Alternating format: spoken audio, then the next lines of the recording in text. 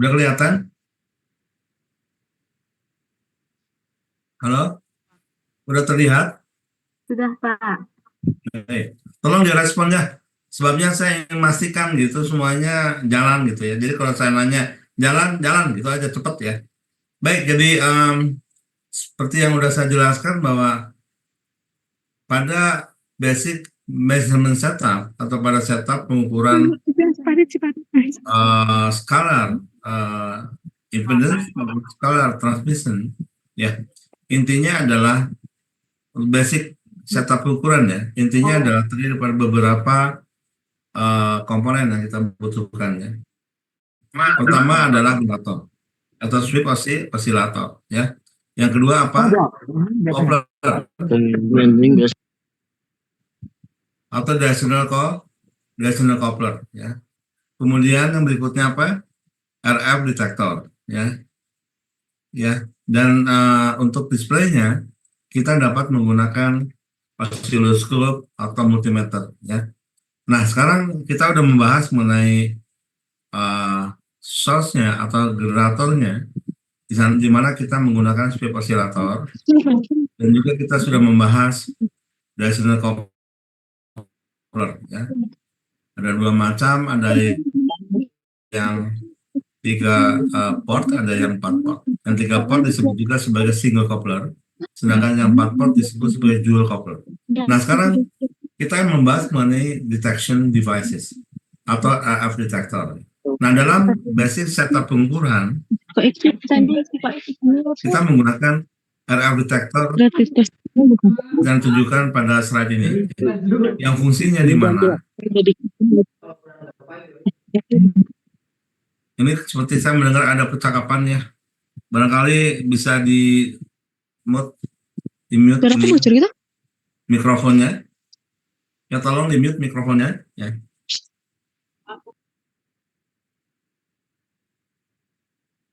Oke, jadi intinya kita menggunakan RF detector seperti yang ditunjukkan pada slide ini ya. Fungsi daripada detection devices itu adalah mengubah dari sinyal RF menjadi sinyal DC ya. Jadi dari gelombang RF menjadi gelombang DC ya. Nah, karena sudah DC berapapun frekuensinya, karena kalau DC itu kan nggak punya frekuensi ya, atau frekuensinya sama dengan nol. Jadi inputnya adalah sinyal RF, berapapun frekuensinya atau bandwidthnya, itu akan diubah menjadi sinyal DC oleh detektor ini. Ya. Nah, karena sinyalnya sudah berupa sinyal DC, maka ini dapat kita ukur dengan menggunakan yang paling simpel, menggunakan multimeter, ya, atau menggunakan oscilloscope. Ya. Nah, karena itu pengukuran ini disebut juga pengukuran yang klasik, sangat basic sekali, namun konsepnya ada di sini. Nah, kalau bicara tentang detection devices, prinsipnya ada tiga kategori ya. Ada yang prinsip deteksinya menggunakan thermal atau berdasarkan thermal, itu kategori yang pertama, di mana bahannya adalah termistor, bareter, atau thermocouple. Ini adalah RF detector yang pertama yang kategori thermal, di mana bahannya adalah bisa termistor, bisa bareter, bisa juga thermocouple. Kemudian kategori yang kedua, ya, itu yang prinsip deteksinya itu berdasarkan dioda. Ya, ada dua macam nih. Ada kristal detektor atau RF detektor yang terbuat dari kristal.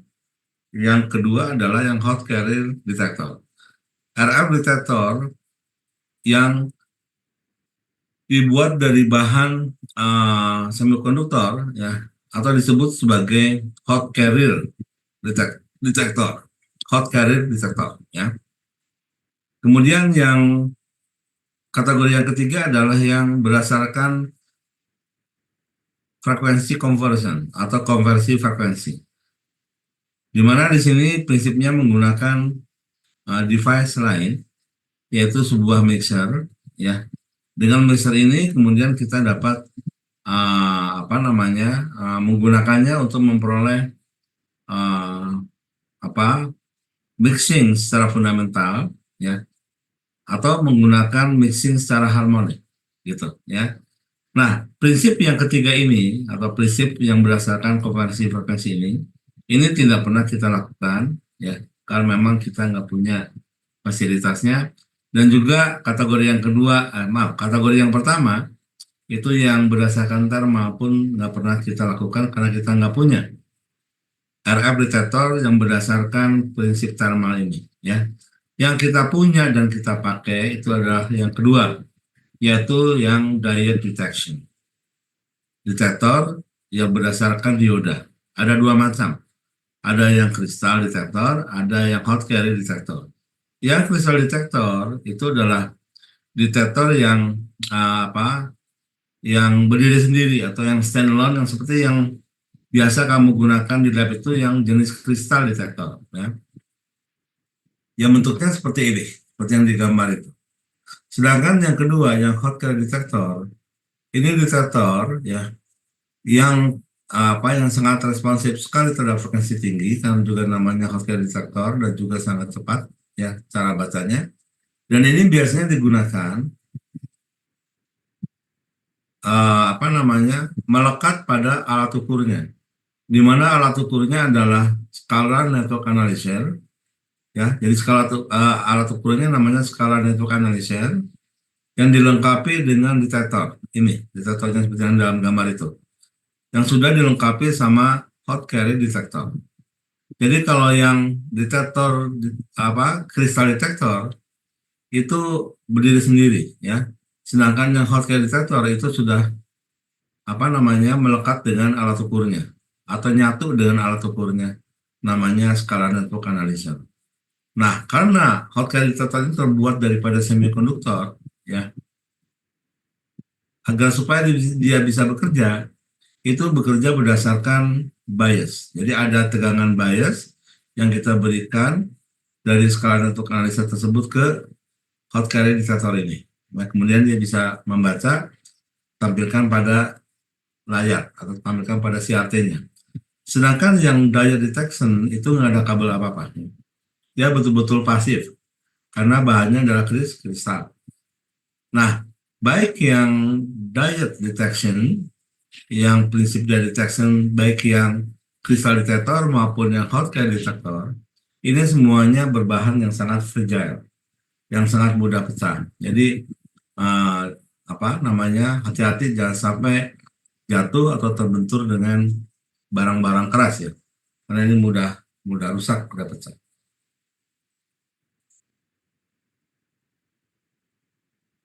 Nah, ini adalah beberapa sifat daripada masing-masing tadi yang saya sebutkan untuk kategori thermal,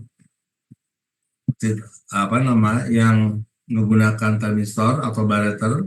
Beberapa sifatnya adalah dia membaca daya absolut, kemudian displaynya dalam bentuk meter biasanya, karena ini adalah biasanya untuk membaca suhu atau temperatur, ya.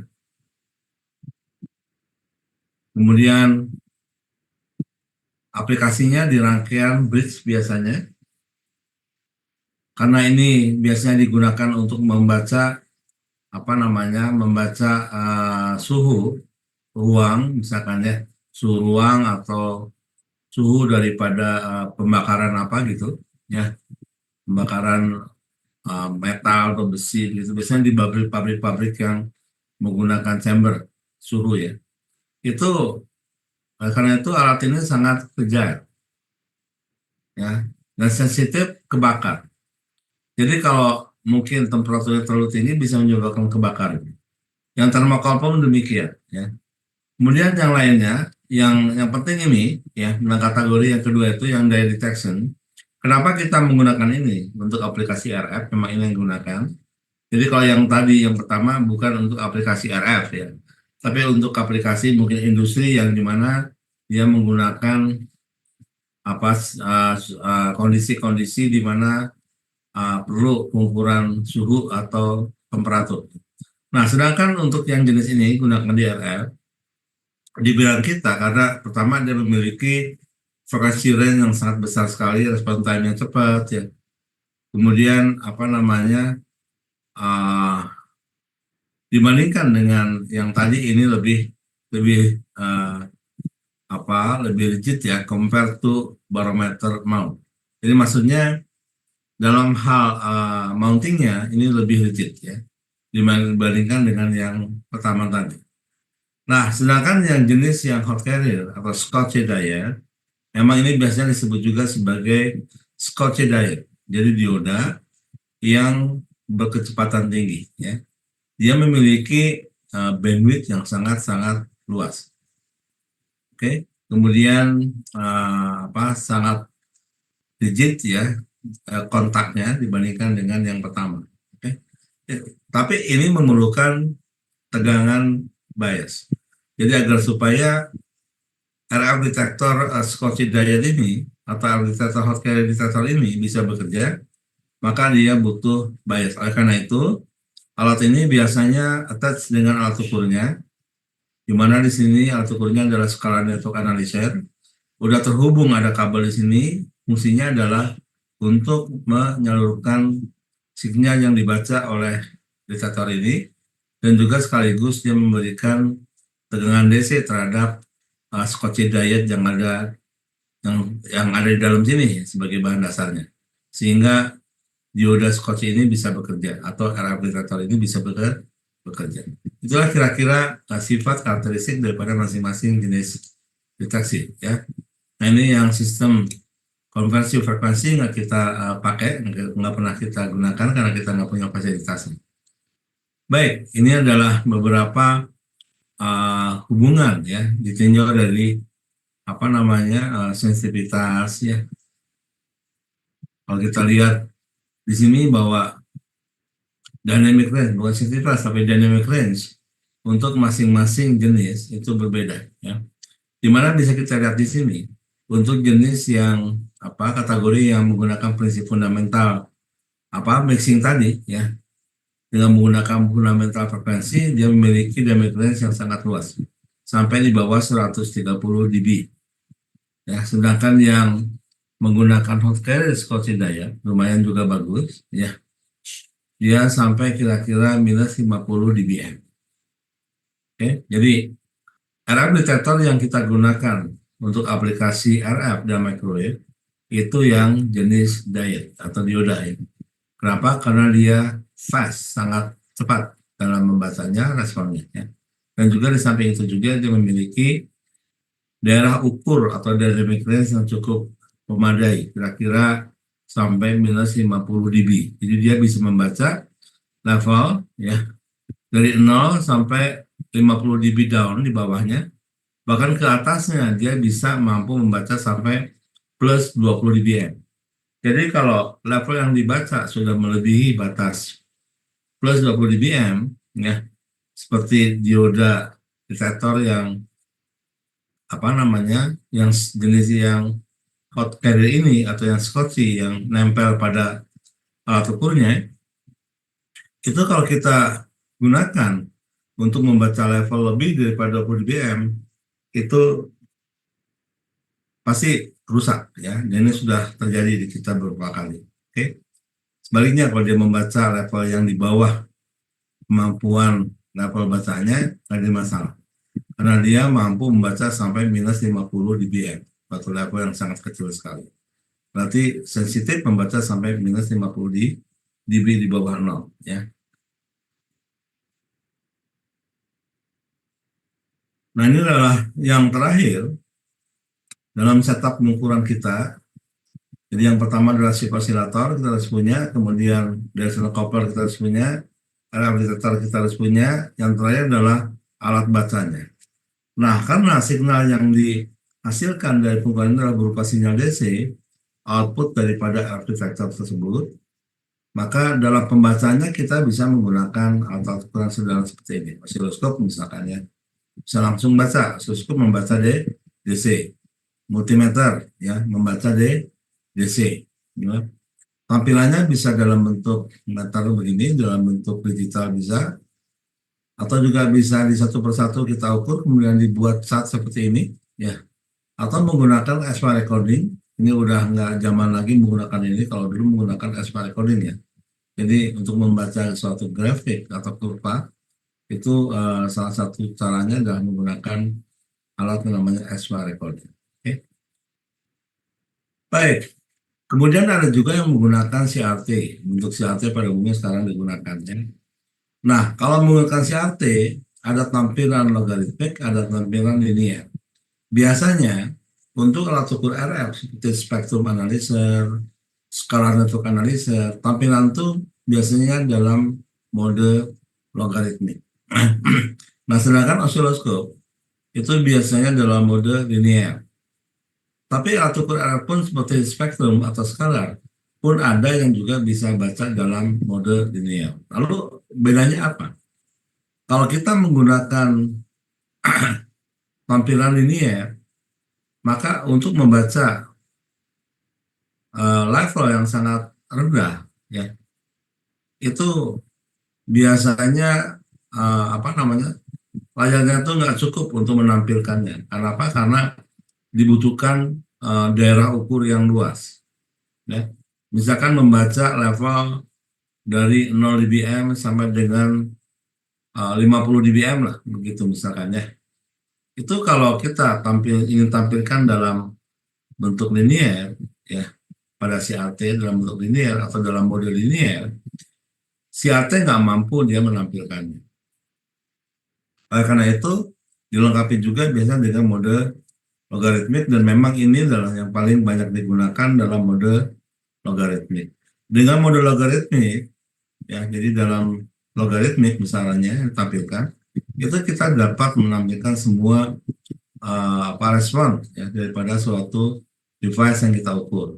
Artinya kita dapat mengukur level yang tertinggi sampai level yang terendah tadi sampai minus 50 dBm. Kita lihat di sini ya. Sampai minus 50 dBm itu kan level sangat kecil sekali yang nggak mungkin ditampilkan secara linear. Bahkan untuk melihat ya, apa level-level tertentu, misalkan harmonik gitu ya, itu sangat sulit kalau kita ingin tampilkan secara linear. Kita sulit membacanya, ya, dan juga nggak akan muncul gambarnya yang ditampilkan oleh CRT. Tetapi tampilan linear pun kadang-kadang dibutuhkan juga. Ya. Misalkan sudah lihat nih, di gambar di atas ada dua tampilan. Jadi kalau saudara menggunakan vector network analyzer atau scalar network analyzer, bisa dua saudara tampilkan. Yang sebelah kiri ingin menampilkan semua respon frekuensi, ditampilkannya oleh si CRT ini.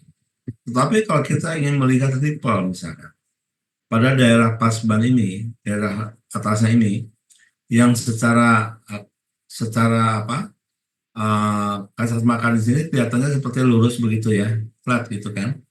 Tetapi kalau kita ingin lihat lebih detail lagi, ya ternyata daerah pasban ini nggak lurus seperti yang kita lihat, tetapi ripple seperti ini. Jadi intinya kalau kita ingin melihat ripple, ya ripple sebuah apa respon frekuensi, maka kita dapat gunakan dalam mode linear. Ya kita bisa melihatnya nih, ya kita nggak perlu lihat berapa level yang di bawah, tapi kita lihat yang di atasnya atau ripple-nya, ya yang nggak bisa dilihat kalau kita tampilkan secara logaritmik. Oke, jadi itulah kira-kira apa namanya, ini alat ukurnya seperti ini, ya. Jadi yang setup yang tadi ini adalah setup untuk frekuensi conversion yang kita lakukan. Lalu yang ini adalah skala network analyzer, yang mana di sini ada 3 buah input A, B, C. Seperti yang kita punya di lab, cuma nggak rusak alatnya, ya.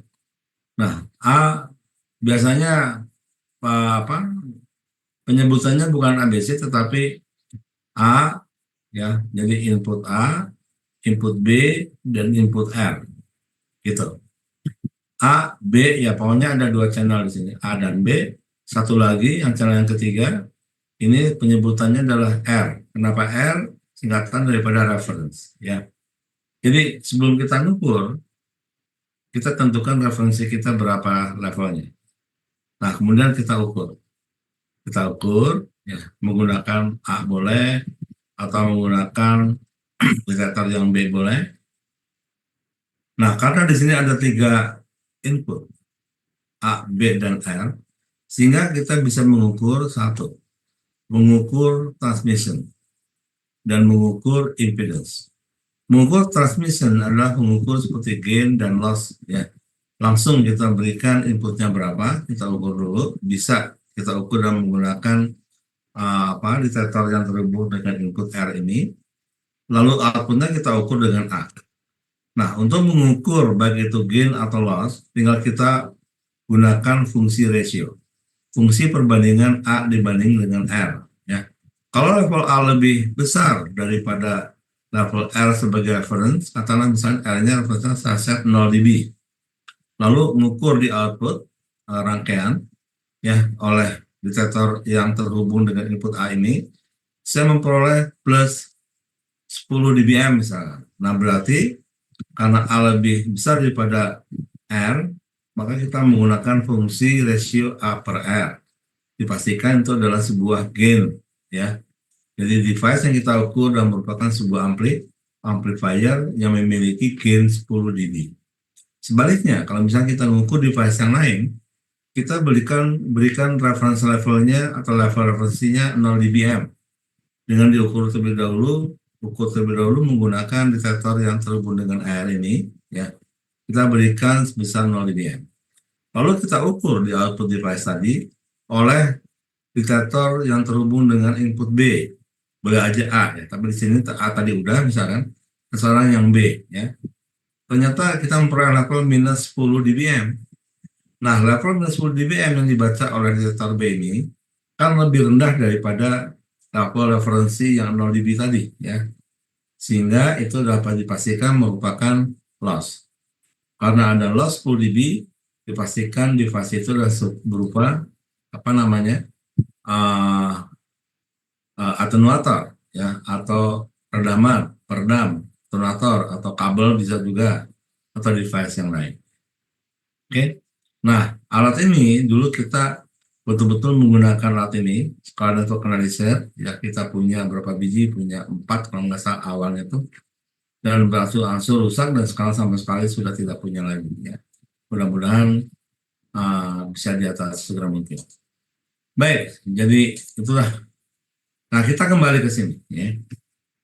Kembali ke sini tentang pengukuran reflection atau impedance. Jadi impedance itulah berupa pengukuran reflektometer atau pengukuran pantulan. Jadi prinsipnya dalam pengukuran impedansi adalah kita mengukur tegangan yang dipantulkan atau signal yang dipantulkan. Ya. Nah, kalau kita lihat di sini, kita berikan level dari suit oscillator, ya, sebesar 1 volt. Oke. Lalu di sini kita menggunakan Dresner coupler yang 3 port, yang tiga port, ya, di mana port input, port output, port input, port output, dan port couple atau port couplingnya, ya. Jadi kita berikan 1 volt, misalkan di sini, sinyal akan menjalar dari sumber terus sampai ke DUT. DUT adalah beban yang kita ukur atau device under test. Device under test ini bisa apa saja, ya. Nah, sinyal kita berikan sebagian diserap karena input impedansi device under test ini tidak tidak sepenuhnya open atau short, tetapi impedansi ini tidak sama dengan impedansi sistem kita. Nah, impedansi sistem kita adalah Z0 atau impedansi karakteristik. Sedangkan DUT impedansinya adalah ZL. Jadi impedansi DUT atau ZL ini tidak sama dengan Z0. Relatif berapa saja, ya, pokoknya tidak sama dengan 0. Sehingga signal yang kita berikan dari sumber ini akan sebagian besar di sini diserap oleh DUT.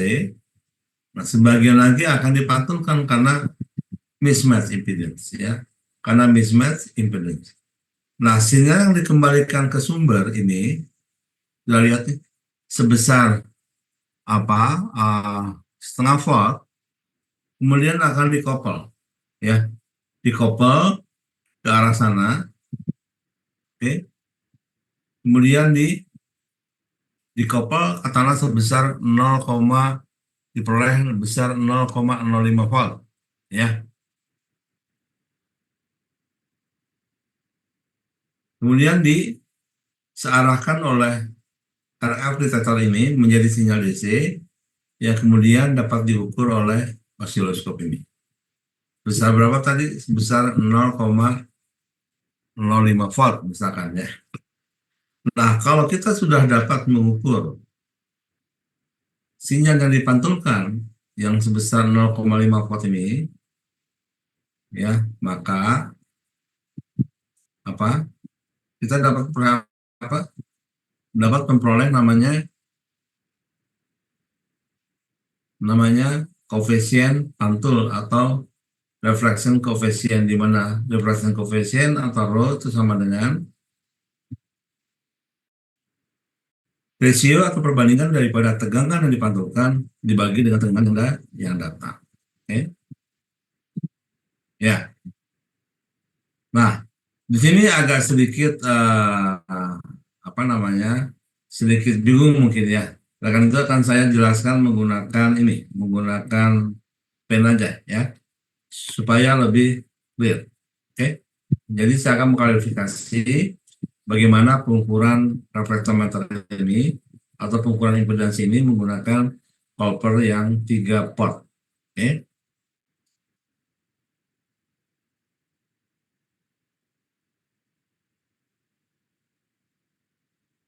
Untuk itu saya akan menggunakan pen saja, ya. Mungkin sudah terlihat, Sudah, Pak. ya. Baik. Jadi kita punya sumber.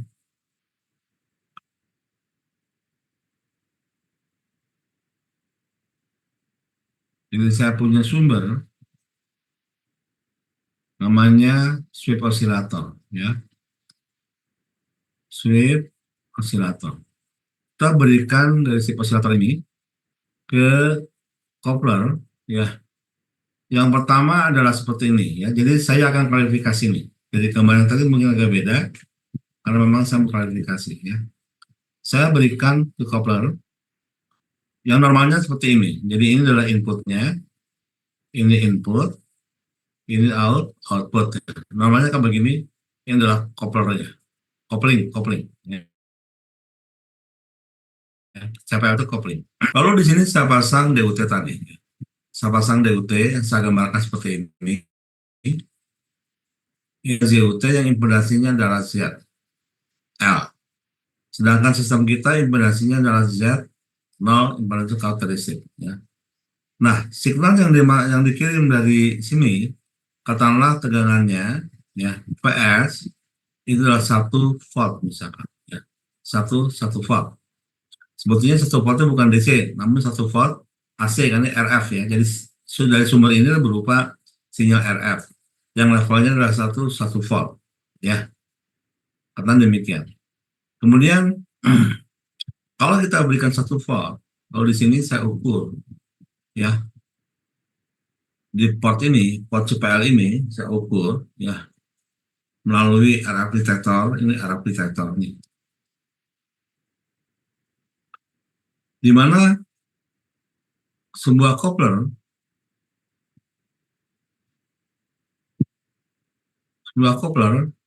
dia memiliki namanya apa?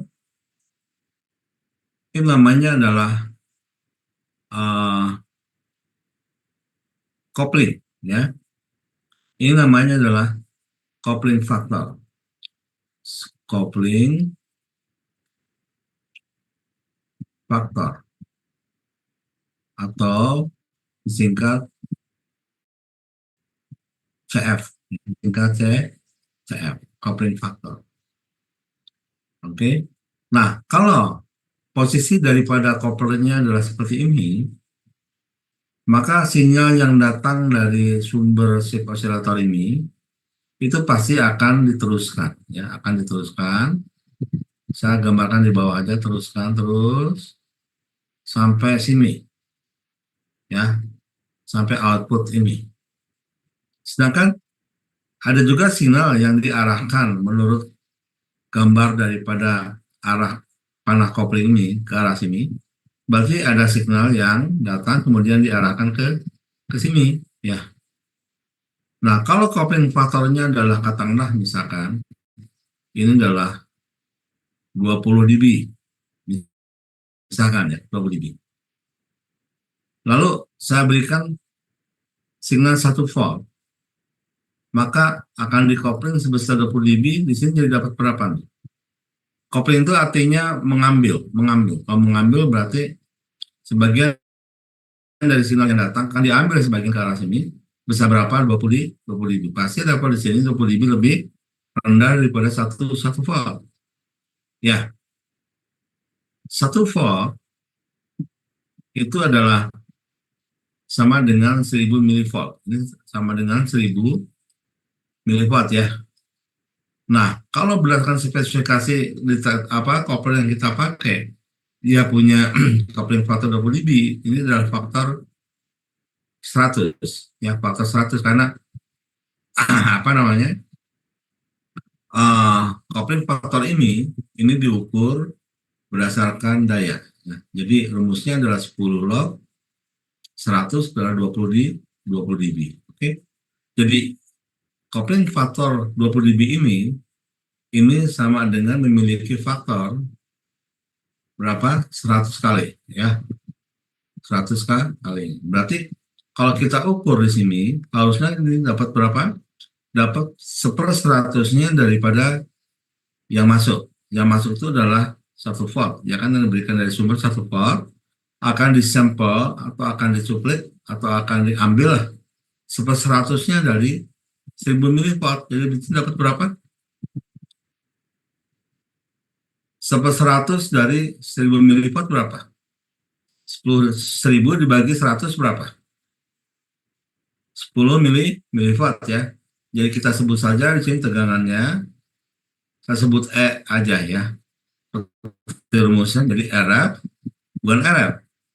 Apa yang datang ini adalah sinyal datang, ya. E incident. Karena datang dari sumber. Ini sama dengan berapa? 10 milivolt. Oke, ya, jelas nih. Nah, sekarang saya balik, ya. Sumbernya masih di sini. Oke, ini gambar yang pertama, gambar A. Ini gambar B, ya, beda, ya. Saya berikan masuk ke kopler, lalu ujungnya kita hubungkan dengan ZL, ya. Namun posisinya sekarang begini. Coba saya perhatikan nih. Posisi daripada kopler yang kita pakai, ya, begini. Sama nggak? Nggak sama kan? Kita balik. Yang tadi normalnya seperti ini, input di sini, output di sana. Nah, sekarang di sini out, di sini in. Kita balik, ya. Jadi alatnya kita balik begini aja, kita balik, ya. Kita balik. Oke. Berarti koplingnya sekarang ada di sini. Ya. Kalau yang di gambar A di sini, gambar B adalah di sini sekarang. Ini biasa lewat detektor. Lalu katakanlah misalkan karena ZL-nya tidak sama dengan Z0 atau mismatch, ya, berarti pasti signal yang dikirim ke sini, ya, sinyal yang dikirim ke sini, ya, itu akan sebagian besar mungkin itu akan diserap oleh ZL, ya, tetapi sebagian lagi itu akan dipantulkan, ya, sebagian lagi akan dipantulkan ke arah sumber lagi. Nah, ini yang disebut sebagai signal pantul atau gelombang pantul. Nah, karena kopling kita sekarang arahnya seperti ini, ya, arahnya kan begini kan, berarti koplingnya dari situ. Kalau ini kan dari sumber, ini berarti dari beban, ya.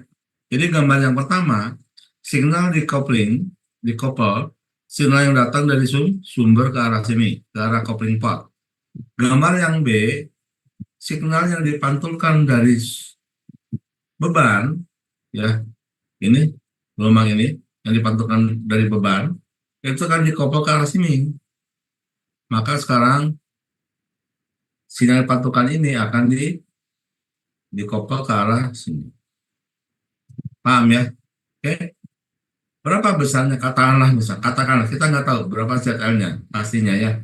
Kalau Z0-nya kita udah tahu, kalau Z0 kita udah tahu, dipastikan kalau Z0 itu adalah 50 ohm, ini standar ya. Kalau Z-nya kita nggak tahu berapa. Yang jelas ZL tidak sama dengan Z0. Nah, kalau di sini kita dapat E ref. Kalau di sini adalah E incident, lihat nih. Di sini E ref. Ya, itu karena kita peroleh misalkan 1 milivolt setelah lewat detektor, ya. Kita ukur di sini menggunakan multimeter atau menggunakan osiloskop. Kita memperoleh tegangan 1 milivolt, ya. Nah, kalau kita sudah dapat mengukur pantulan dan kita sebelumnya mengukur insiden, ya, dengan posisi kopel seperti ini, maka kita sudah dapat memperoleh namanya koefisien pantul atau rho itu sama dengan E reflection, ya. Ini adalah E reflection, ya. Reflection dibagi dengan E incident. Berarti berapa nih? 1 dibagi 10, ya kan? Karena pantulannya kita memperoleh sebesar 1 miliwatt. Lalu yang datang tadi, yang pertama kita ukur dapat memperoleh di sini 10 miliwatt, misalkan, ya. Maka kita dapat namanya koefisien pantul perbandingan daripada tegangan pantul bagi tegangan datang. Itu adalah 1/10 atau 0,1. Ya kan? Nah, kita tahu bahwa rho itu selalu berharga berapa? Berharga antara 0 atau sama dengan 0 sampai dengan 1 atau sampai dengan 1. Nah, kondisi rho sama dengan 0, kondisi ideal. Kondisi ideal yang nggak mungkin dalam prakteknya terjadi, karena untuk rho sama dengan 0 berarti RF per insiden itu 1. Maaf, RF nggak ada, bagi dengan ada berarti 0 kan ya. Jadi karena tidak terjadi pantulan, berarti kan RF-nya sama dengan 0 dibagi dengan tegangan yang datang pasti ada sesuatu. 0 dibagi sesuatu pasti tetap 0. Nah, sedangkan kondisi untuk rho sama dengan 1, kondisi di mana ZL itu sama dengan tabel hingga atau 0. Ya. Ini kondisi itu, kondisi di mana rho sama dengan 0 maupun rho sama dengan 1, kondisi yang dalam prakteknya itu tidak terjadi. Kecuali yang rho sama dengan 1 bisa terjadi ya, kalau misalkan kita misalnya pemancar lupa masang koaksialnya ke antena, berarti kan nggak nyambung tuh, ya, namanya open. Atau waktu kita masang konektor pada ujung kabel itu terjadi short circuit, itu kondisi short circuit. Nah, kondisi tersebut baik short circuit maupun open circuit bisa menyebabkan namanya total reflection, pantulan sempurna ke arah sumber, ya. Kalau pantulan sempurna itu terjadi, maka tegangan dipantulkan pasti sama dengan tegangan yang datang, atau rho sama dengan RF dibagi dengan E insiden atau sama dengan 1. Ya. Nah, kalau keadaan di mana Z-nya sama dengan 0, ya, Z-nya sama dengan 0,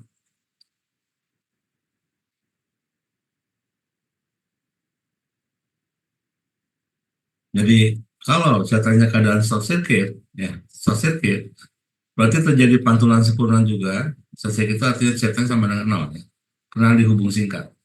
Maka terjadi pantulan sempurna maka RF pun sama dengan insiden sama dengan 1. Ya.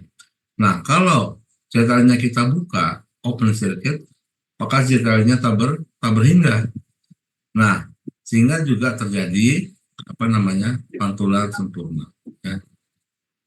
Oke, itu sehingga memperoleh namanya rho-nya sama dengan 1. Sama saja. Jadi keadaan open maupun keadaan short circuit itu menghasilkan rho sama dengan 1. Oke, sampai di sini ada pertanyaan. Sebelum saya lanjut, ini yang prinsip-prinsip ya. Karena kalau ini nggak ngerti ini susah kesananya nanti. Ini baru yang menggunakan coupler yang 3 port. Nanti kita menggunakan coupler yang 4 port ya. Dengan melibatkan kalibrasi sehingga kita tahu bedanya ya antara coupler yang 3 port maupun coupler yang 4 port ya. Nah, dari penjelasan di sini kita bisa melihat proses untuk gambar yang A dan B ya. Gambar yang A itulah gambar di mana kita akan mengetahui berapa sih tegangan insidensi ya. Kita ingin tahu berapa tegangan insiden. Nah, dalam pengukuran dalam prakteknya ya, ini ada suatu proses yang harus kita lakukan adalah namanya proses kalibrasi. Nah, di sini kita belum melibatkan kalibrasi ya. Belum melibatkan kalibrasi. Ya. Nanti akan kita ke sana. Di sini baru kita membahas dengan output daripada coupler di sini kita menggunakan ZL yang mismatch dengan Z0. Nah, sekarang bagaimana kalau ZL-nya sama dengan Z0? ZL-nya sama dengan Z0. Bukan tidak sama dengan, tetapi sama dengan. Coba sudah lihat. Di sini sudah sama dengan. Ya. Kalau tadi kan kondisi Z0, ZL tidak sama dengan Z0 atau kondisi mismatch ya. Kondisi mismatch. Nah, sekarang kita menggunakan ZL yang impedasinya sama dengan Z0 atau biasa disebut sebagai ini adalah Z0 load atau disebut juga sebagai termination. Juga disebut sebagai termination. Termination itu adalah beban yang impedasinya sama dengan Z0. Ya. Nah, kalau di sini saya pasang Z0 atau beban terminasi 50 ohm, berarti kondisinya adalah ZL sama dengan Z0 atau disebut sebagai apa? Match condition. Kondisi match. Kalau ZL tidak sama dengan Z0, kondisi mismatch ya. Nah, kalau kondisi match atau match condition, berarti signal yang kita kirim dari sumber ini ya, ini yang kembali ke sini, maka semuanya akan diserap ya. Semuanya akan diserap oleh ZL. Kalau semuanya diserap, berarti nggak ada yang dipantulkan. Nggak ada yang dipantulkan. Ya, semuanya diserap, berarti nggak ada yang dipantulkan. Artinya apa? Artinya bahwa tegangan pantulnya sama dengan 0. Tegangan pantulnya ya ini sama dengan 0 milivolt. Nah, kalau tegangan pantul 0 milivolt karena ZL sama dengan Z0, semuanya diserap oleh ZL, energinya atau tegangannya, maka Rho itu sama dengan 0 dibagi dengan berapa tadi? 10 milivolt. Ya, ini berapa? Ya tentunya 0 dibagi berapa pun tetap 0. Oke, jadi muni di sini nih. Ini ideal ya, idealnya nih. Kita bicara ideal. Ideal tuh ZL sama dengan Z0 itu ideal. Kalau 50 ohm sama-sama 50 ohm ideal kan? Nah, kalau itu terjadi ideal seperti itu, maka dipastikan tidak terjadi pantulan. Karena semua sinyal yang diberikan dari sumber akan diserap oleh si beban ini, ya, nggak dipantulin. Kalau dipantulin berarti tentunya tegangan pantul sama dengan nol. Nah, rumusnya kan Rho sama dengan tegangan pantul dibagi dengan tegangan datang atau nol dibagi dengan sesuatu, 10 milivolt dalam hal ini. Nol bagi sesuatu tetap nol. Oke, ini kondisi match condition. Oke, ya, jelas? Jelas nih? Nah, sekarang begini. Ini kan semua saya ceritakan itu dalam kondisi ideal. Ideal itu artinya secara teoritis lah, ideal. Dalam prakteknya nih ya, ketika saya pasang bebannya dengan terminasi, dalam prakteknya nih, maka ini dipastikan bahwa terminasi 50 ini tidak sama dengan Z0 sebetulnya ya. Jadi dalam prakteknya, dalam kehidupan sehari-hari itu nggak ada sesuatu yang betul-betul ideal sempurna seperti ini. Ini kan teori ya, teori seperti ini. Namun prakteknya, kalau saya pasang Z0 ini sebuah terminasi yang notabene 50 ohm, sistem kita 50 ohm juga, maka dipastikan impedansi beban kita itu tidak sama dengan Z0. Tidak sama dengan 50 ohm. Mungkin mendekati 50 ohm tapi nggak sama dengan. Jadi nggak sama dengan 50, sama dengan 50, tapi mungkin Z-nya 50,5 misalkan. Atau SF-nya 51 lah. Z-nya 50, tapi Z-nya 51 ohm. Kan nggak sama tuh beda 1 ohm. Karena beda 1 ohm, maka dipastikan pun masih akan terjadi pantulan. Ya. Namun pantulnya pasti kecil sekali yang dikoppel ke arah sini. Ya, katakanlah misalkan ya, pantulannya dengan kondisi di mana ZL saya pasang terminasi ya. Saya pasang terminasi, maka di sini katakanlah misalkan saya dapatnya ternyata bukan nol, masih ada tegangan. Misalkan nih ya, misalkan saya dapat di sini 0,1 milivolt. Masih terbaca 0,1 milivolt. Tadi kan 1 milivolt ya. Masih ingat? Yang tadi kan 1 milivolt. 1 bagi 10 0,1 ya. Yang satu kvadratit, yang 10 insinkron. Nah sekarang saya pasang jalannya sebuah terminasi yang 50 ohm. Dalam prakteknya ya, dalam prakteknya. Bukan secara teoritis. Kalau secara teoritis, termination itu ada 50 ohm sama dengan Z0 50 ohm. Semuanya 50 ohm sempurna. Nah, sekarang saya pasang prakteknya menggunakan terminasi ya yang katakanlah misalkan impedasinya nggak 50 karena 51 lah. Ya, karena orang tuh nggak bisa bikin sempurna seperti itu. Yang Z0-nya katakanlah 50 ohm, sempurna katakanlah ya. Atau pokoknya nggak sama lah gitu. Maka dipastikan ada sedikit banyak sinyal pantulkan. Oke, karena saya dapat 0,1 milivolt, nah berarti kondisi yang ini, Rho-nya berapa? Rho-nya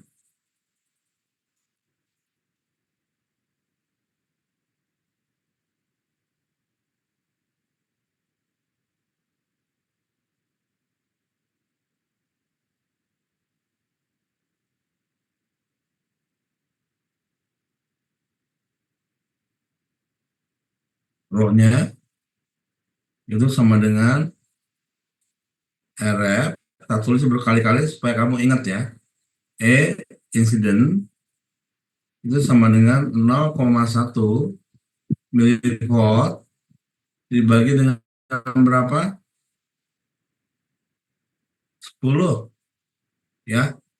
Milivolt ininya kan nggak berubah, tetap aja begini kan ya. Jadi berapa hasilnya nih? 0,1 bagi 10 berapa? 0,01 Pak.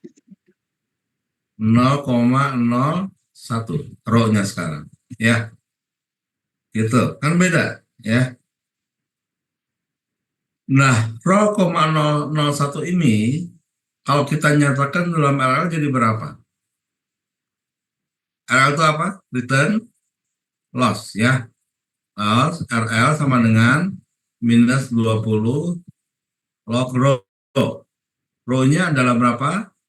0,001 ya kan? Jadi berapa nih RL-nya? Minus 20 log 0,01 berapa? Berapa? 40, Pak. Berapa? Recording stopped. Jadi berapa nih? Pak. Hah? 10. Berapa? 40, Pak. 4? 40, Pak. Ya 40. Jelas ngomongnya. 40 di dB, ya toh? Nah, return loss 40 dB ini ketika kita menterminasi output daripada si coupler ini seperti gambar ini nih, terminasi ya. Ternyata masih ada pantulan sebesar 0,01 milivolt. Sehingga apa namanya? Recording in progress.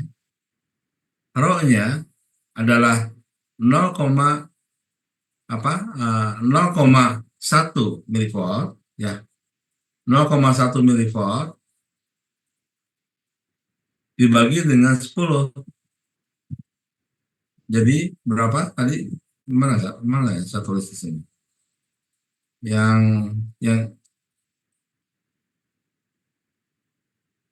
ini ya. Jadi Rho-nya sama dengan 0,1 milivolt bagi dengan 10 adalah 0,01 ya. Nah, ini kalau kita tulis dalam desibel atau kita sebut sebagai return loss, rumusnya adalah RA sama dengan minus 20 log rho, ya kan? Rho-nya 0,01, berarti RA sama dengan 40 dB. Nah, RA 40 dB ini, ya, ini betul ya, karena kita konsisten menggunakan rumus ini kan. Nah, ketika kita di sini kita pasang terminasi, lalu kita memperoleh return loss 40 dB, ini namanya bukan return loss lagi, tapi namanya adalah apa? Satu di sini ya, direct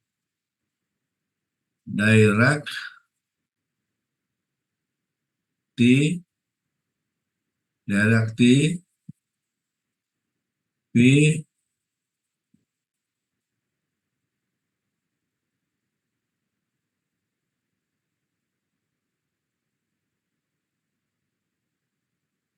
dan tulis di sini adalah direct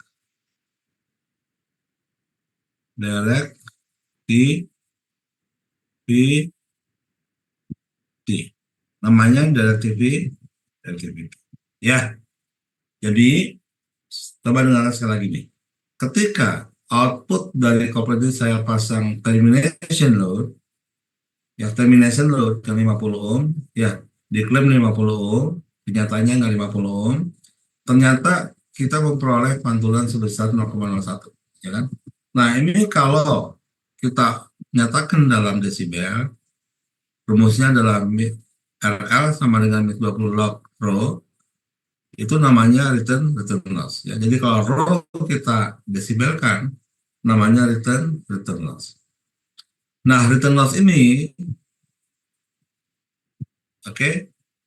di kondisi di mana output coupler kita pasang terminasi, namanya bukan return loss lagi ya. Cara ngukurnya sama seperti ngukur return loss beban mismatch biasa ya, seperti yang tadi tuh kita pasang set sama dengan 0, rho-nya sama dengan 0,1, padahal terusnya sama dengan 20 dB ya, ya toh.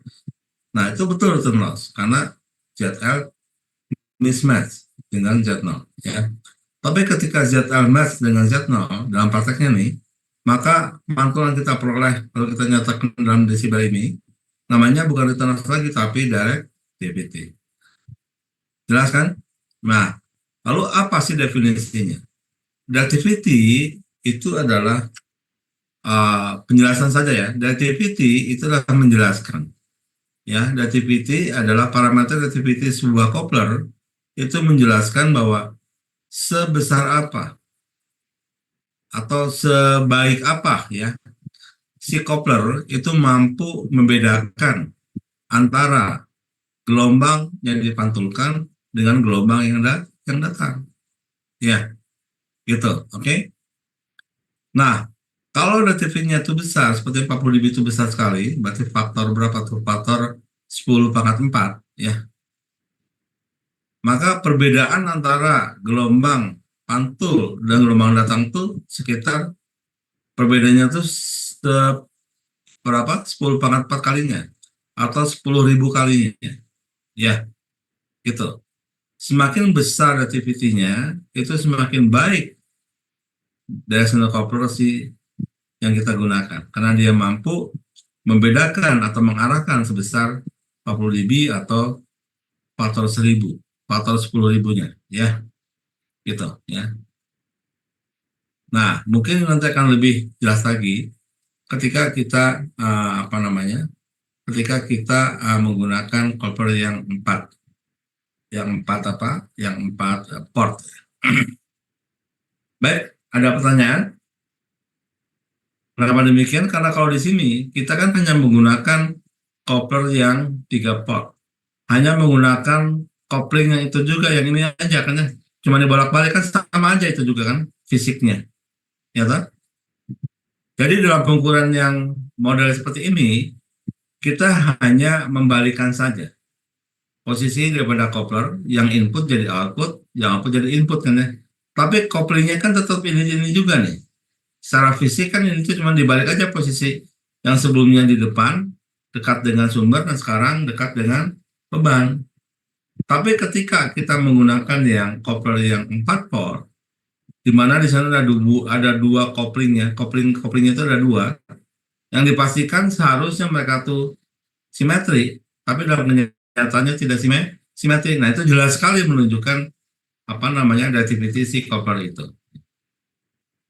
Ya, jadi kalau kita bicara mana yang lebih bagus, ya kalau secara dativity kelihatannya yang ini pasti akan memperoleh hasil yang bagus, ya dativity si coupler ini. Tapi kalau kita menggunakan yang coupler yang 4 port, baru kelihatan bahwa dativity-nya itu pasti akan lebih kecil dibandingkan dengan yang ini. Tapi yang lebih nyata itu yang 4 port dibandingkan dengan yang ini, ya, yang 3 port coupler. Baik, ada pertanyaan? Gak masih punya waktu? Saya akan langsung sekarang, kalau ada pertanyaan saya langsung ya ke yang 4 port, supaya saya nggak menjelaskan berkali-kali lagi. Oke? Nah, sekarang saya pindah yang 4 port.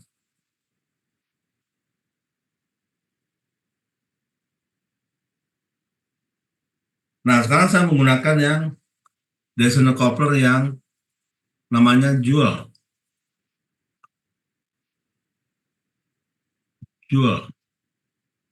directional coupler, ya, Joule. Jadi kita punya dari sumber biasa pasti sinyal RF, ya, kita berikan ke sini ke coupler yang Joule coupler. Jadi bentuk bentuk simbolnya seperti ini. Ya, jadi kalau saudara nanti ujian, gunakan simbol coupler seperti ini. Ya, kalau di sini terhubung dengan detektor sama RF detektor, ini pun sama di sini terhubung dengan RF detektor yang fungsinya merubah dari RF menjadi DC, dari RF menjadi DC. Ya, baik, sama. Kita berikan di sini inputnya atau VS dari sini adalah satu port. Ya. Lalu coupling faktornya kedua-duanya diklaim 20 dB. Jadi saya di sini 20 dB. Idealnya saya pun harusnya adalah 20 dB juga. Ya. Idealnya demikian. Jadi simetri. Oke. Jadi kalau saya berikan 20 dB, lalu di sini saya hubungkan dengan dengan beban DUT atau ZL, ya. Oke. Ini sistemnya adalah Z0. Maka kalau saya berikan satu for, lalu saya ukur di sini pasti dapat namanya berapa? RF-nya adalah tadi 10 mili volt, ya toh? Karena satu volt adalah 1000 milivolt, dikopling per 100-nya adalah jadinya tidak dapat kita memperoleh 10 milivolt. Lalu saya pasang ZL di sini, ya, yang tidak sama dengan ZL. Oke, tidak sama dengan Z0, maaf, Z0. Saya memperoleh RF-nya di sini. Tadi sudah ya, saya ulang lagi. RF-nya adalah berapa? 1 milivolt. Ya, jadi di sini kan kita nggak perlu membolak-balik si kopling atau si coupler, ya. Ini input, ini output, apa? Di sini adalah outputnya. Tetap aja nggak perlu kita bolak-balik, ya. Karena apa? Karena masing-masing bagian inputnya juga dia punya kopling. Bagian outputnya juga punya kopling. Jadi kopling yang dekat dengan sumber, kopling yang dekat dengan beban. Yang ini membaca signal insiden, maaf ini salah nih, bukan RF tapi insiden. Ya, ini adalah sinyal insiden.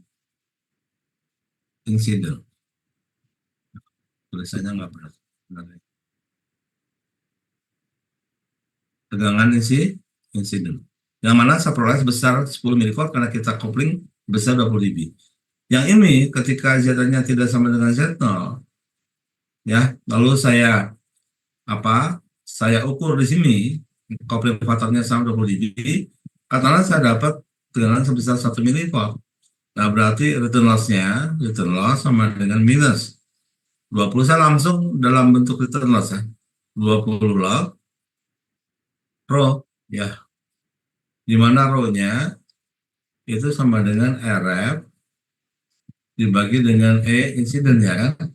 Itu sama dengan 1 dibagi dengan 10 sama dengan 0,1 ya kan, ini satuannya sama, 1 milivolt bagi 10 milivolt 0,1.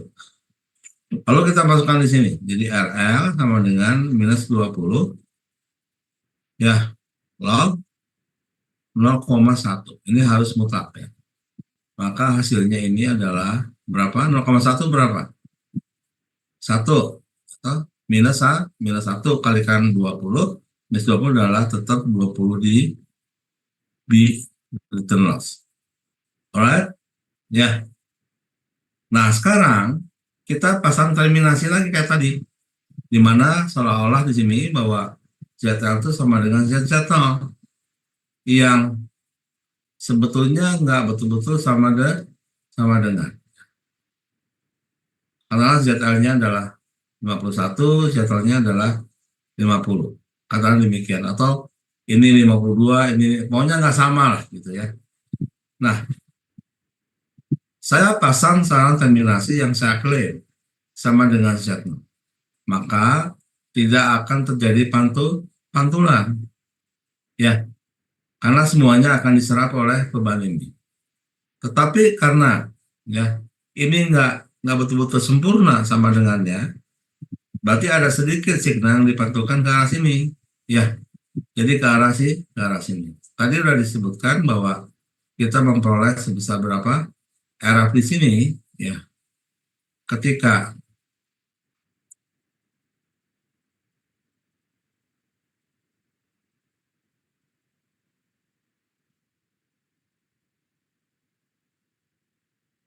RF di sini, ya,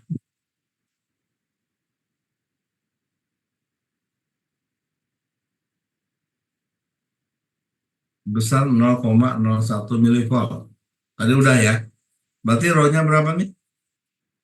Kita dapat rho-nya sama dengan 0, berapa? Rho sama dengan 0,01, 0, katakan di sini saya dapat 0, bukan 0,01 tapi 0,1, ya. 0,1. Jadi ketika kita pasang terminasi kita dapat ininya adalah 0,1 RF-nya, maka rho-nya adalah 0,1 dibagi dengan 10 berarti berapa? 0,01.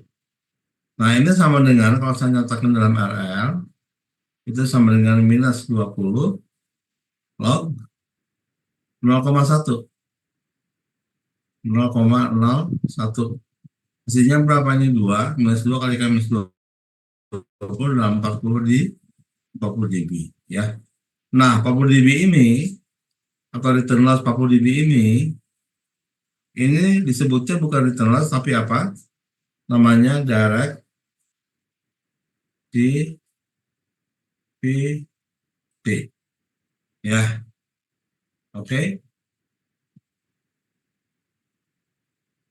Ya, jadi ketika output daripada kooperatif saya pasang terminasi, maka namanya directivity sebesar 40 dB. Ya. Asumsinya di sini bahwa coupling faktor di sini sama di sini itu sama, persis ideal 20 dB. Kenyataannya, ya, saya bicara kenyataannya nih. Kalau nggak percaya, lihat aja nanti. Kalau saudara ukur, ya, coupler yang 4 pot ini, coupling faktor di masing-masing posisi di sini, katakanlah ini coupling yang pertama, dan yang kedua sebelah sini, yang dekat dengan ZR, itu pasti nggak sama 20 dB. Yang satu mungkin 19, yang satu mungkin 20, atau bahkan ekstrimnya yang sebelah sini 19, sebelah sini 21. Berarti bedanya 2 dB kan? Nah, karena beda, ya, beda coupling faktor ini menyebabkan hasilnya pasti nggak seideal ini, ya. Pasti akan lebih buruk daripada ini. Karena apa? Karena di sini coupling faktornya lebih kecil daripada sebelah sini, karena demikian, atau sebaliknya, maka hasil di sini nggak akurat, ya. Karena coupling faktornya berbeda. Nah, sehingga apa? Sehingga hasil ROA-nya di sini pasti berbeda, ya. Nggak akurat gitu loh. Nggak seakurat seperti kalau kita menggunakan yang 3 port. Tetapi dalam prakteknya, ya, orang akan menggunakan metode yang ini, yang menggunakan coupling yang 4 port, ya. Karena apa? Karena ini yang pasti. Dalam kita mengukur return loss yang pasti adalah yang ini. Karena kita menggunakan coupler yang sudah memiliki port kedua-duanya, baik yang untuk yang incident maupun yang reflection, ya. Nah, sehingga untuk mengetahui reactivity-nya, yaitu perbandingan daripada error bagi dengan incident, itu adalah merupakan reactivity yang sebenarnya, ya, the true reactivity daripada si coupler ini, ya. Jadi kalau dia bagus seperti 40 dB, wah itu bagus. Saya percaya bahwa itu pasti bagus. Kalau misalnya kita memperoleh reactivity-nya nya misalnya 30 dB, cuma faktor 1000, ya kita percaya bahwa itu adalah 1000 dan udah cukup bagus, ya. Nah, dibandingkan dengan yang tadi yang menggunakan yang coupler yang 3 port, ya kita hanya menggunakan coupling yang itu juga kan, cuma di posisi dibalik saja, ya, agar supaya kita dapat memperoleh tegangan pantulnya. Namun besarnya tegangan pantul itu sama dalam artian karena coupling faktornya sama 20 dB, cuma dibalik saja. Kalau di sini kan betul-betul kita menggunakan coupler yang memiliki masing-masing coupling untuk yang pantulan maupun coupling yang untuk yang incident atau coupling yang untuk yang pantulan, ya. Nah, sehingga tergantung daripada kita memilih couplernya, kita dapat percaya dengan ukuran itu atau enggak, ya, gitu, ya. Nah, nanti kita akan membahas, ya, bahwa setiap pengukuran ini, baik yang menggunakan yang 3 port maupun yang 4 port, ya, karena misalkan sama saja lah, ya. Itu hasil pengukurannya tuh pasti ada namanya uncertainty atau ketidakpastian.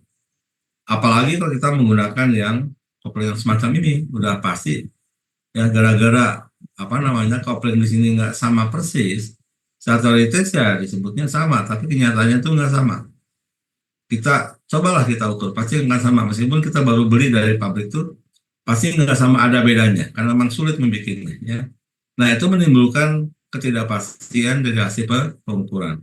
Ini dapat kita apa namanya? Dapat kita uh, hitung ya berapa besar ketidakpastian daripada setiap hasil pengukuran. Oke. Lalu yang berikutnya ya, dalam pengukuran menggunakan koper ini, ya, untuk ukur impedasi ini, kita tidak melakukan kalibrasi. Belum membahas itu. Nah, nanti pada saatnya kita akan membahas tentang kalibrasi, ya, di mana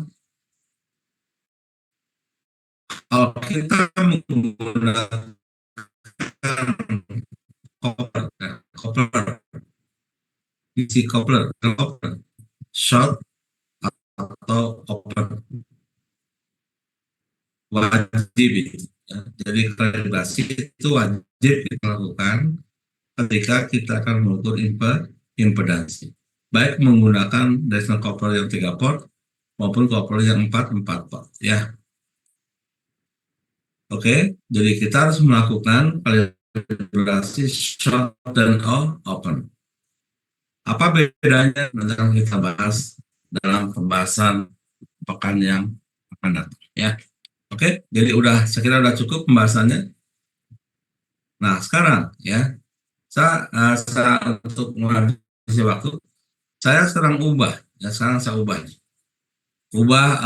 besarannya. Katakanlah misalkan PS-nya di sini bukan dalam volt, misalkan ya, dalam dBm, decimal copper yang 4 pot ini biasanya udah attach dengan skala network analyzer-nya, ya. Berarti di sini, ya, besaran kita berikan tuh otomatis sudah diberikan oleh si sweep oscillator-nya dalam besaran desibel atau dBm. Katakanlah saya set ya, di sini bukan P ya, tetapi P ya. Saya berikan sebagai PS. PS itu adalah daya sumber. Source power-nya adalah power source adalah 0 dBm.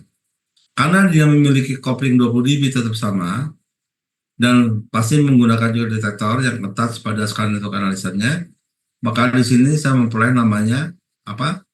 Daya datang. Kan gitu. Saya ganti aja yang I atau V, saya ganti dengan P sekarang. P adalah incident power atau power incident. Berapa sekarang? Kalau saya berikan 0 dBm, saya kopling 20 dBm, dapat berapa? Dapat minus 10 dBm. Lebih. Nah, sekarang karena di sini tetap kita menggunakan ZL, ya, yang tidak sama dengan Z0. Oke, berarti sebagian daripada signal dipantulkan kembali ke arah sumber. Lalu di sini saya dapat bukan E reflection tapi E apa? P reflection. Saya dapat di sini namanya P reflection. Namanya P reflection minus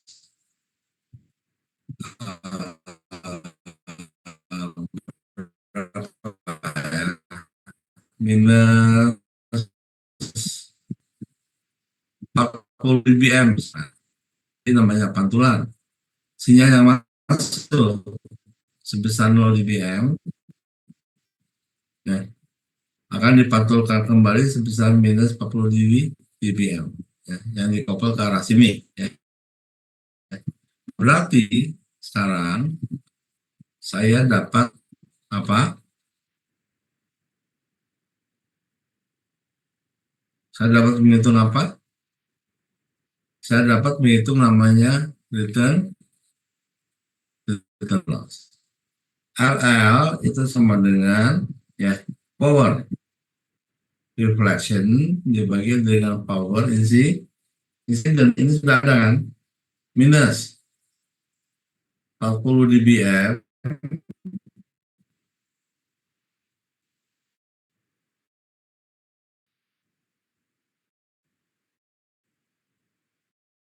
per berapa sih return loss-nya? 20 di, kalau dalam perhitungan aljabarnya adalah minus 40, minus 20, minus 20 dB kan? Tapi karena RL selalu harus berharga mutlak, ya. Jadi RL harus selalu berharga mutlak. Berarti di sini berapa? 20 di 20 dB return loss, ya. Oke. Nah, sekarang kalau kita akan mengukur berapa sih directivity si kopler ini, saya sebut sebagai DIR ya, itu adalah directivity. Caranya adalah kita pasang di sini terminasi ya, terminasi yang bebannya sama dengan Z jangkau. Diklaim ini adalah sebuah termination load ya.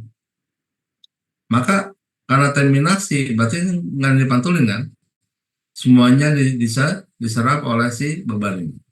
Atau kata lain, RF-nya berapa sekarang? Power RF berapa nih? Ininya berapa? Coba dengarkan penjelasan saya. Sekarang ya, ini kan tetap saya berikan 0 dBm. Tadi udah ya, ini decoupling di sini sebesar 20 dBm, sebesar 20 dBm itu adalah daya datang ya, atau power incident. Udah kan ya tadi juga. Lalu yang tadi saya pasang beban yang mismatch dengan Z0, saya memperoleh daya pantul sebesar minus 40 dBm. Sehingga return loss-nya adalah 20 dB perbandingan dari daya pantul dibagi dengan daya datang. Nah, sekarang kalau ZL ini saya pasang terminasi 50 ohm, yang saya klaim sama dengan 50 ohm atau sama dengan Z0, berarti secara teoritis semuanya diserapkan, tapi dalam prakteknya karena ini pasti dipastikan nggak sama persis, ada perbedaan sehingga ada sedikit daya yang dipantulkan kembali ke arah sumber. Berarti yang dikoppel ke arah sini kan, berarti power reflektifnya pasti ada levelnya, meskipun kecil, nggak sama dengan 0. Ya, kalau dalam tegangan ya, secara teoritis 0 memang, tapi dalam prakteknya pun ada tegangan. Tadi udah dicoba adalah sebesar 0,01 milivolt. Di sini pun sama, ketika kita berikan dalam daya pun sama di sini. Berarti daya pantulnya berapa? Yang bisa jawab? Ketika ZL saya pasang terminasi 50 ohm, berarti power reflection-nya berapa? Atau reflected power-nya itu berapa di sini? Halo? Ada yang bisa jawab? Bukan 0 ya. Jadi kalau nggak ada daya pantul, itu sama dengan 0 itu bukan 0. 0 dBm itu 1 miliwatt. Ya, ya toh? Hati-hati dengan logaritmik. 0 dBm itu berharga, adalah 1 miliwatt. Yang pasti daya pantulannya pasti kecil banget gitu loh. Kecil sekali. Berapa besar tergantung kemampuan daripada alat ukur ini membacanya, atau kemampuan daripada si detektor membacanya. Tadi sudah saya jelaskan di awal tentang karakteristik daripada RF detection yang didasarkan pada diode atau Schottky diode, di mana dia memiliki dynamic range sampai 50 dBm. Nah, katakanlah misalnya sampai 50 dBm, ya. Inilah kemampuan batas ukur si detektor sampai mampu membaca sampai minus 50 dBm. Nah, berarti sekarang apa? Return loss ya itu sama dengan perbandingan daripada daya pantul dibagi dengan daya datang itu jadi berapa nih? Minus 50 dBm dibagi dengan minus 20 dBm. Ini berapa hasilnya? Halo? Berapa? 30 dB. Nah, 30 dB ini ketika output daripada coupler saya terminasi dan saya memperoleh return loss 30 dB, namanya bukan return loss tapi apa namanya? Halo? Ini namanya bukan return loss lagi, ya. Ini bukan return loss tapi namanya apa? Direct dB. Oke? Ya, sebetulnya kita main dengan tegangan maupun main dengan daya sama aja prinsipnya ya. Cuman hati-hati ketika kita menyertakan dalam daya atau dalam tegangan.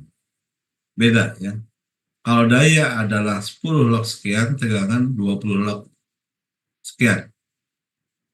Oke. Baik, ada pertanyaan? Ya, Pak. Nggak ada. Jelas ya. Saya katakan bahwa ini bahan untuk UTS. Dan pada umumnya tuh hancur di sini ya. Anda kelihatannya di sini kalau nggak dicoba-coba sendiri, jadi tolong gambar-gambar saya ini kamu review sendiri ya. Review itu artinya dikaji sendiri. Coba besarannya diubah. Kalau misalkan sumbernya bukan 0 dBm, 10 dBm itu berapa? Kalau kopling faktornya bukan 20, tapi 10 dB itu gimana gitu ya. Gitu ya. Coba di apa namanya diverifikasi sendiri ya. Oke, supaya untuk memperoleh klarifikasi dari apa yang sudah saya jelaskan. Kalau saudara hanya melototin gambar ini saja, dipastikan nggak bisa. Saya katakan nggak bisa nanti ujiannya. Pasti nol. Ya. Pasti nol. Oke? Coba tolong sekali lagi direview. Dikaji ulang. Ya. Bikin simulasi. Di otak-utik sana, otak-utik sini. Yang penting saudara mengerti apa konsep yang sudah barusan saya jelaskan. Ya, itu konsepnya di situ. Kita belum ke arah pembahasan selanjutnya mengenai error tadi. Karena error itu harus kita hitung, bukan kita ukur. Di sini kita masih ngukur nih. Ceritanya masih ngukur. Tapi nanti ketika kita membahas tentang uncertainty, ketidakpastian dalam pengukuran itu pasti ada dalam mengukur impedasi maupun transmisi. Ya. Nah, persoalan kita akan semakin lebih rumit lagi. Oke?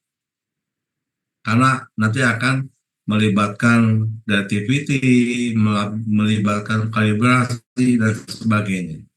Jadi saya minta sekali lagi, ini tolong direview. Saya pastikan kalau saudara sudah mereview dan mengerti apa yang saya gambarkan ini, dengan cara mengotak-atik begitu, dipastikan saudara nanti bisa mengerjakannya. Tapi kalau saudara hanya melototi ini saja, ya sampai dilamunin begitu, ya mungkin bisa ke bawah mimpi, tetapi tidak mengerti. Baik ya, oke. Kalau begitu karena waktunya sudah menjelang maghrib, terima kasih atas perhatiannya. Mohon maaf bila mana masih ada kekurangan dari saya. Terima kasih. Wassalamualaikum warahmatullahi wabarakatuh. Waalaikumsalam warahmatullahi wabarakatuh. Makasih, Pak. Waalaikumsalam. Terima Makasih, Pak. kasih, Bapak. Ya, sama-sama. Terima kasih.